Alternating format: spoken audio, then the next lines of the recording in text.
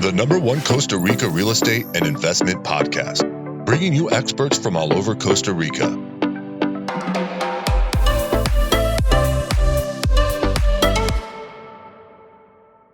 Good afternoon, guys, from Guanacaste. My microphone might not be as good just because I'm doing this straight off my laptop here. So I hope you forgive me. This is episode 146 of Costa Rica Real Estate and Investments with me, your host, Richard Bexon.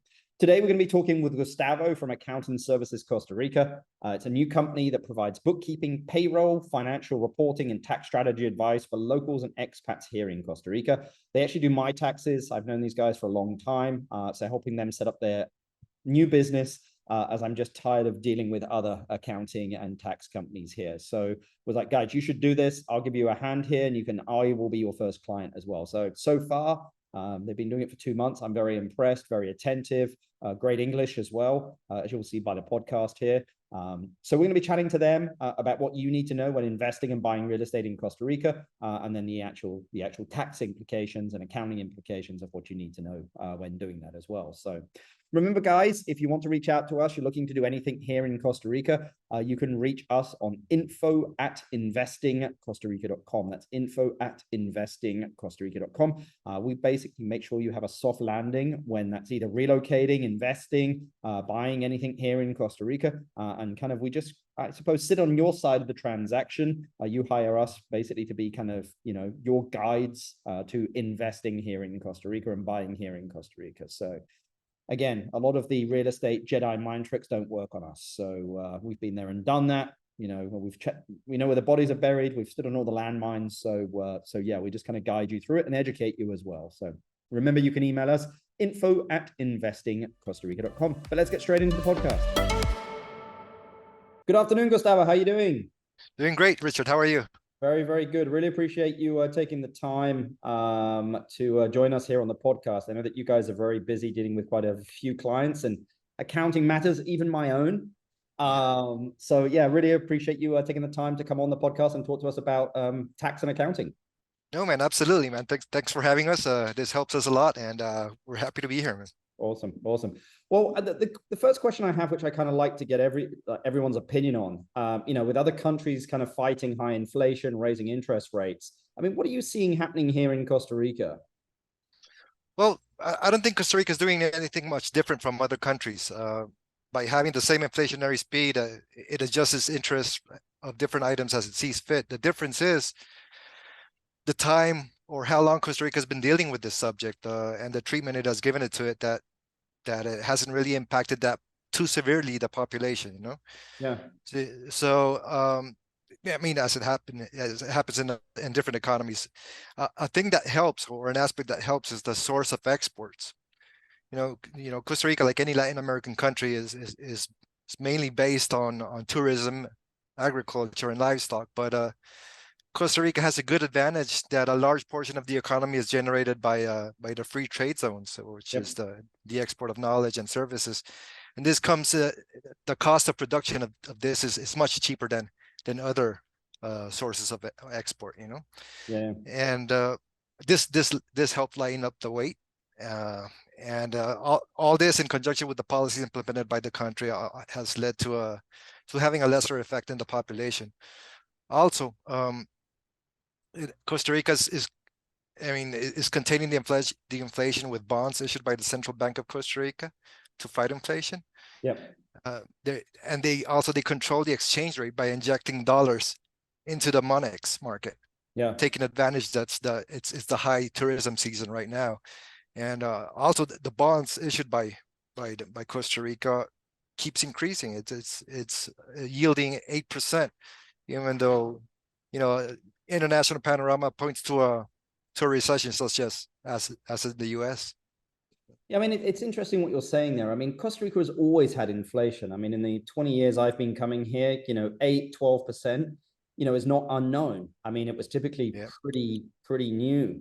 But I think that, well, it's not new, it's pretty normal. I think the rest of the world is not used to that. They're used to kind of 2-3. So Costa Rica's been, riding that inflation for many, many years. And, the government controls some prices of goods. And as you said, there has some ways to control its currency. But I think the big thing at the moment that we're just seeing is that, that 20% strengthening of the colon against the dollar, which I don't know another currency that has done that. And I'm like, okay, is it the issuing of bonds that injected a huge amount of dollars so that the central bank here needed to buy colones, or is it these free trade zone international investors coming in and buying, which are just flooding the market with dollars for colones to build, to construct, to invest?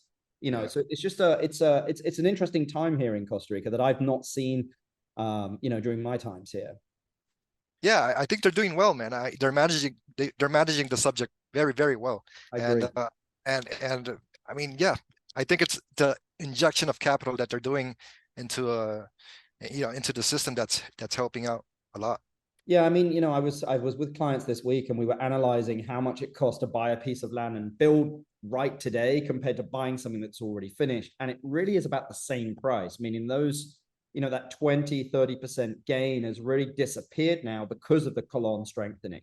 Whereas before a piece of land and building was usually worth about 20% to 30% less. Now, because of the exchange rate, the cost to construct has gone up. So it really has eaten away at that 20-30%. It's just really a question of, do you want to have your own home like that you've designed it, which a lot of people have that dream of, or do you want to build something that's already built? So anyway, it's going to be interesting to see where it goes. But well, Gustavo, maybe you could give us an idea about what you guys do, just because, I'm always getting asked, hey, do you know anyone that can do accounting, kind of tax related stuff? So I thought, what, some accounting tax related guys here on the podcast, but maybe you could just give us a bit of a description about what you guys do to our guests.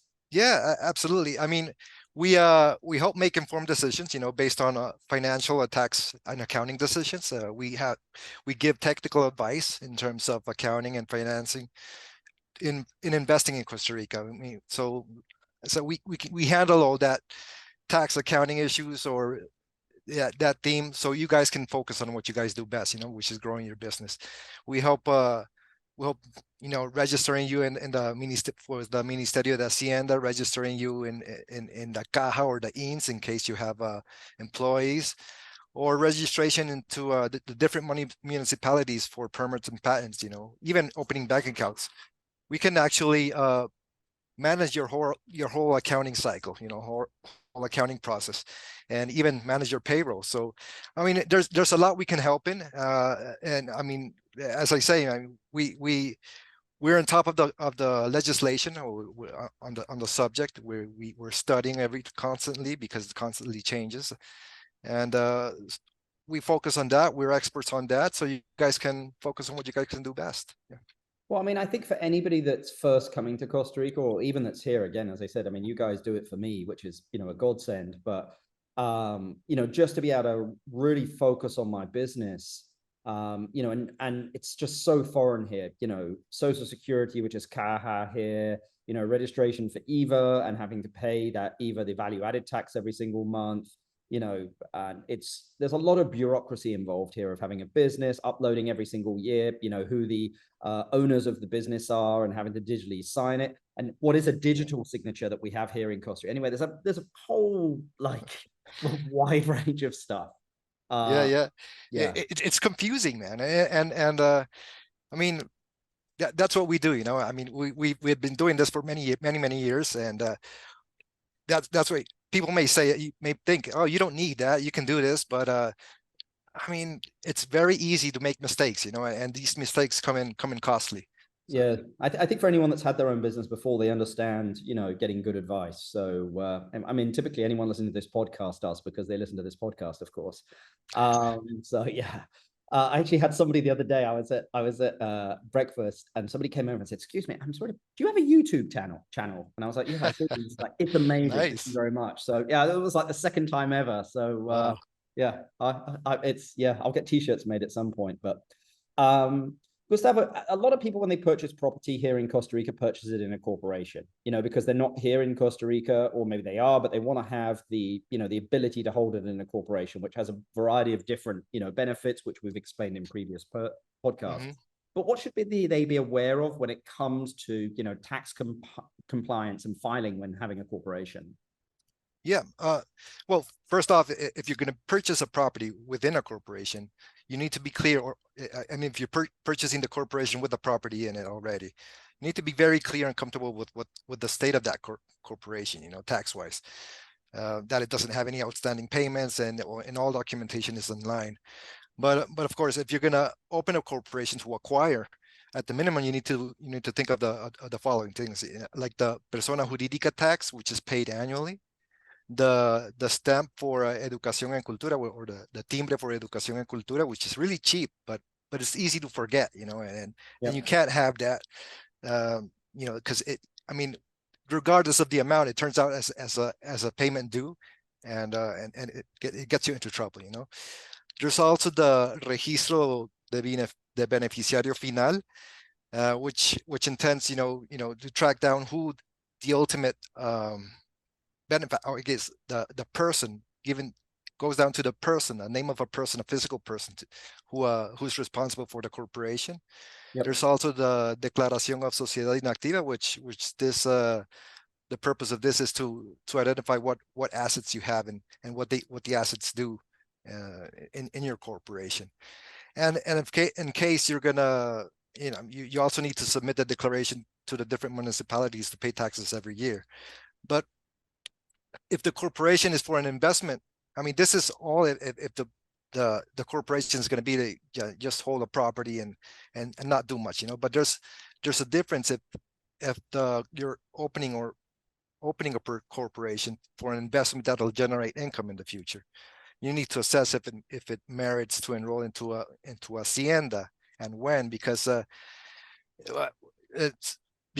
transaction is a taxable transaction is going to happen. It's going to be generated in the future for the investor or the seller, which is the capital gains on real estate tax, which is 15% over the profit of the transaction. For example, if you buy a property at $100,000 and you sell it in the future for 150, you get taxed for that capital gain, which is $50,000. You get taxed 15% on that $50,000. Sorry.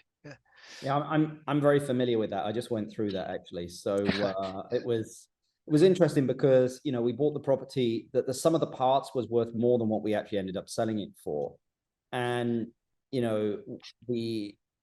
not to go into numbers, but basically is 50% of the actual transaction we didn't have facturas for, which were basically bills, because it was done 18 years ago.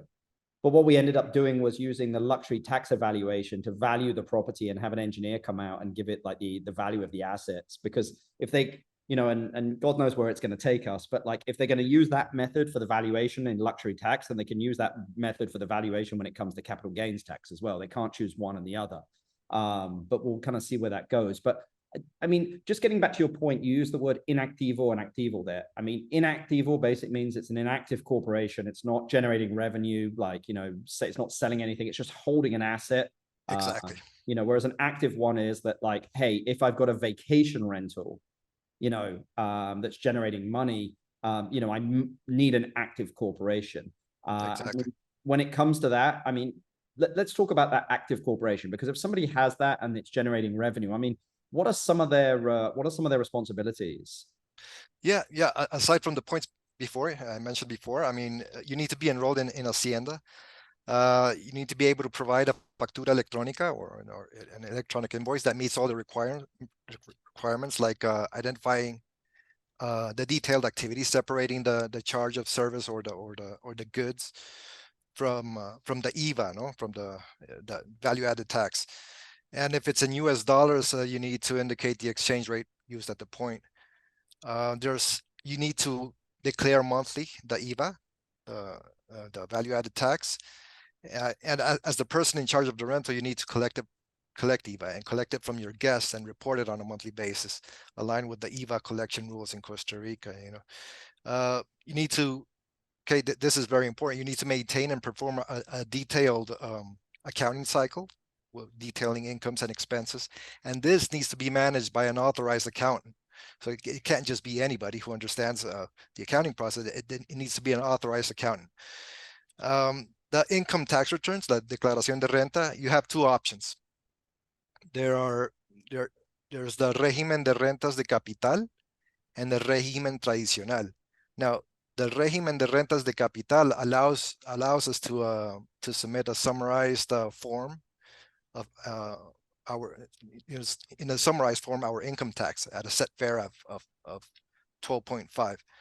And it's based on income coming from interest, financial returns, rent, royalties, or exploitation of intellectual property, etc.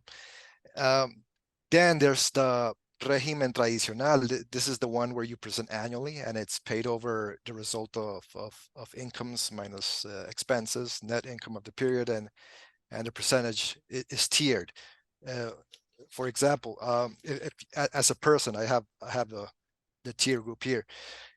You under, if you gain or register income under 4.181 million, you don't, there's no percentage, It's like $8,000, give or take, right?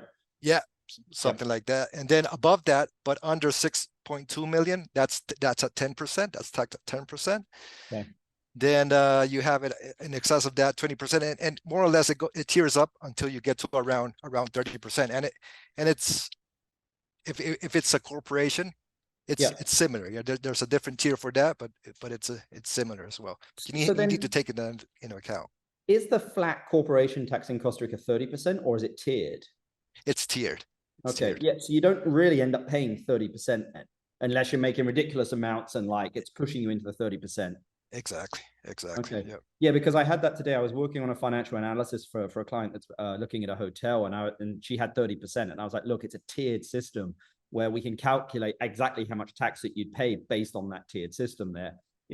I mean, I've had months where it's 12, 14, 18, 60, or years, sorry, where it kind of bounces all over the place. So it just depends. But you mentioned something there about, like, again, factura electronica, which is basically an electronic, I suppose, receipt. You have to issue it when you have revenue. You have to issue, or you have to get them when basically you spend money in order to be able to reduce them from your taxes. And I think that's something that a lot of people don't understand, that like it's not in the US where it could just be a written out invoice. Like it needs to be registered with the government. And the reason for this is, I mean, basically they hit a button at the end of the year and have all of your revenue and have all of your expenses and compare it to the tax that you're, it's pretty smart, really. Yeah. It's smart, and it's advanced. It's technologically advanced. I mean, you don't expect that from many Latin American countries, but I think Costa Rica is doing well in that side, and I think it all has to do because with the, I guess, the alliances we're trying to make with the IMF and OCDE. I mean, we're trying to track all the income generated in the country, so we can be an attractive country for investors. Well, I mean, that being said, Gustavo, sometimes trying to get money into this country is a nightmare because of all of that, because of all the red tape. They want to know source of income. They want to see tax returns. They want to see bank statements. They want a bank reference letter. I mean, it's insane. And they've just made it, SUHEV just made it a little bit more difficult. So, it's, anyway, we'll see. But I mean, so my question here is, if someone in the US had a vacation rental down here in Costa Rica, are they able to write their travel expenses off when they travel down here to review and enjoy their business vacation rental down here? I would say yes, in good theory, yes, but that person needs to be associated in some way with the corporation that owns the property, like be it the legal representative. Say they're the owner, the legal rep. Exactly, and as long as you can prove that the visit or the trip you're making has something to do with the property, with working the property, and you can prove that, you can go ahead and include it. You don't need the factura electronica, because I mean, I'm sure people are going to be using maybe their personal card to pay for flights or something, because their business probably doesn't have a debit or credit card, because you know how difficult it is sometimes opening a bank account here. Yeah. No. I mean, not necessarily, but there are ways to I guess to amend that and report it. Okay. Well, where do you think most businesses carry, the most risk when it comes to Costa Rica, when it comes to taxes in Costa Rica? Just that in general, most businesses out there are carrying risk in this area, and like, how do you kind of offset that risk? Yeah, well, the major risk, or the main risk, is the lack of knowledge from the contributors. The lack of knowledge in the tax and legal regulation. I mean, we are constantly in change, and there are constant updates to the legislation in order to meet with the requirements from the, like I said, from the IMF or the OCDE, or the different international organizations that that we're trying to work with. This leads to changes in rules, because I mean, the IMF, provide their guideline on the set of rules, and maybe Costa Rica isn't aligned 100%, so they start changing the rules in order to get to meet that criteria. And this leads that there's no real standard criteria or interpretation in Hacienda. Many times we've seen how the rules change depending on the tax auditor assigned to a case. So and Hacienda is the IRS here, just for anyone. Right, exactly, yeah, the IRS, sorry, yeah. But I mean, that's the thing. I mean, it's so based on criteria, because it changes so much. So our commitment to our customers is the constant study of the current legislation, and we help our clients manage a healthy process in terms of tax execution, where they need to meet the obligations, but they can also have the peace of mind or the certainty that they are taking the most advantage of their benefits. So meet the obligations, but be sure that you're taking the most benefits out of the system as well. So we're in contact with the different authorities that issue the guidelines, and we're authorized by the different professional colleges that provide updates or changes, and we're subscribed to the different channels that I guess announce these changes in the legislation. Well, and I think you said it there. I mean, we're in a constant flux of change here in the Costa Rica at the moment, just as again, for many years, we were way behind. But as we kind of try and catch up with with the Western world, and up to their standards for banking and tax and governance, a lot of new stuff is coming out. And I see it constantly. I remember when the value-added tax came out, it was a complete mess. But no, an example of that, Richard, is the D195. I think this is the Sociedad Inactiva declaration. Yeah, that's if you have an inactive corporation, you still need to file taxes. Yeah, and this is due this coming week. I mean, this coming by the end of the month, right? May 31st. And this is fairly new. This is a new form that just came out. I mean, this year. I mean, they threw out the law in 2020, but they didn't have an official form for it. So now that there is a form, you need to declare 2020, 2021, and 2022. So I love this country, dude. I mean, it's funny how sometimes even government works, and maybe it doesn't, and that's the whole thing. It doesn't work, but yeah, they release the law and don't have the form for another 2 years later in order to fill it out. So yeah. Well, I mean, a lot of people that are investing in Costa Rica or thinking, are from North America or even Europe, and always the subject of double taxation comes up. Like if I'm paying taxes and I repatriate revenue, do I have to pay taxes in Costa Rica and also in my home country as well? Or can it be credited? And if so, what's the process? I mean, what's your viewpoint on that? Or like, how is that managed? I mean, this is a tricky subject. Costa Rica has what it calls the territory income. Yep. So it doesn't matter where you're from, but if you generate income within Costa Rica, you're taxable on it. I mean that. Yep. Now, I guess other countries have the global income. For example, the U.S. has the global income, which is, it doesn't matter if you're a U.S. citizen. It doesn't matter where you are. Whatever income you generate is taxable.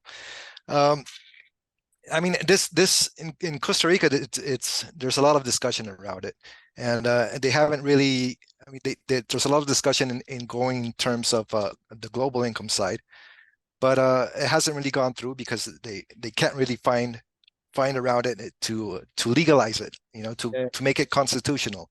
Well, there's some points that are unconstitutional that hasn't made the law go through yet. But it depends also on the treaties you have with different countries. For example, Costa Rica has a treaty with Spain, Mexico, Germany, and lately the Arab Emirates. And that's the new one. And what this is that if any citizen from those countries generates income in Costa Rica, you just as long as you prove that you pay taxes here, Yep. you're cool over there, But there are ways. I mean, for example, with the U.S., there's a treaty, informational treaty, where the IRS is allowed to ask questions regarding Costa Rican assets, and it's not as open. There's a process that they need to go through for it, but that they have that, and likewise with Costa Rica and the U.S. But there isn't this treaty with the tax, the taxing yet, Yeah. and you could get some benefits out of it. I mean, there's the form in the IRS, the 1040 form, where they ask you if you have outside accounts or foreign accounts and foreign investments. I think that if you prove you've already paid taxes, they'll probably just adjust or give you a credit on that. Yeah, that's what I'd heard. I'd heard here, as long as a CPA here in Costa Rica, is able to, show your tax return and what you paid, then you can actually use that. So you're not double taxed inside the US. Exactly. I'm not a US CPA. I know, actually, I've got a couple of clients that have. I should probably ask them actually when I was and also a Canadian CPA as well. So I should probably ask that. Or we'll get them on to talk about how to manage that. Actually. But yeah, it's very interesting because, again, because of the, generating revenue and taxable revenue here in Costa Rica. And then once you repatriate that back to your home country, whether you can be taxed. But I think getting a good, CPA here in Costa Rica and having a good one in the States and letting them talk usually solves the situation pretty quickly. Yeah, cool. So, well, awesome. Gustavo, my last question for you, which I love to ask everyone. You inherited $500,000 and had to invest it into a business or real estate in Costa Rica. What would you invest it in and why? Wow. Well, I know this great guy who has this website called Investing Costa Rica. I would send him right there, man. You'd give me your $500,000 to invest for you. But like, what would you do with it? I mean, would you like, if, well, if I would say no, Gustavo, what would you do with it? Well, the advice I would give, is get into invest in what you know and you understand. If real estate, you understand real estate and that's what you're into, go ahead and do that. If you're into understand hotels and restaurants, well, invest in that. What would you do? What would you do? No, I mean, I do like, depending on the hobbies you have, but I would probably invest in property as well. I would, rental properties. I think is good. There's a huge boom of tourism coming into Costa Rica, and I have good contacts that can tell me exactly where to invest in. So, so yeah. Okay. Well, No, but to be honest, man, I leave it to the professionals. You guys know that. Leave us to the accounting side, and we're all good. Awesome. Well, Gustavo, I really appreciate you taking time to come out on the podcast and kind of chat with us. I'll put all of your contact details in the description, just because I know there are quite a few people out there that do require accounting services, and really appreciate you coming on the podcast, sir. No, man, thank you so much, and thanks for letting us, share a little bit of ourselves, and any questions, feel free to contact us. Fantastic. Thanks, buddy. Thank you. Bye. Hey guys, a bit of a technical podcast there with Gustavo. As you can see there's quite a few forms that need to be filled out. I wouldn't say that the tax code here in Costa Rica is complicated. It's just very bureaucratic. So, we have to file every single month our value added tax if we're doing that. Electronic bills, basically, that's kind of a system that they have here for issuing for revenue and also gathering for expenses. It's pretty interesting, that system, just because, again, at the end of the year, they can kind of count up how much the revenue and the expenses are, so that, you can really, it's very easy to kind of do your taxes here in Costa Rica. But just some forms, and, there's some international governance that's required now here in Costa Rica, as Costa Rica kind of moves more in line with the rest of the world. And just forms. So, I don't deal with it myself, just because, again, I'm spend most of my time traveling. I'm up here in Guanacaste at the moment, often Ascenda tomorrow, and then next week down in the Southern Pacific, just kind of guiding people out with people, helping them invest here in Costa Rica. So you can reach out to Gustavo and the guys over there at the Accounting Services Costa Rica. All of their contact details are in the description below. If you want to reach out to us, need any help, you can email us info@investingcostarica.com, info@investingcostarica.com. I think probably within the next 2 weeks, we're going to have a brand new website as well. I was never really happy with it. It was kind of just a placeholder there, but we got so busy. So just to outsource that and have the guys in the office kind of working on polishing that and finalizing it. But hope you've enjoyed the podcast, guys. If you have, give us a thumbs up, 5 stars, and pass the pod. I know quite a few of you, I ask, how did you hear about us? And it's from the podcast. And then from there, you said that you were kind of, you were basically referred to the podcast, someone shared it. So continue to do that. I really appreciate everyone's help. But till the next podcast, guys, we'll chat with you later. The #1 Costa Rica real estate and investment podcast, bringing you experts from all over Costa Rica.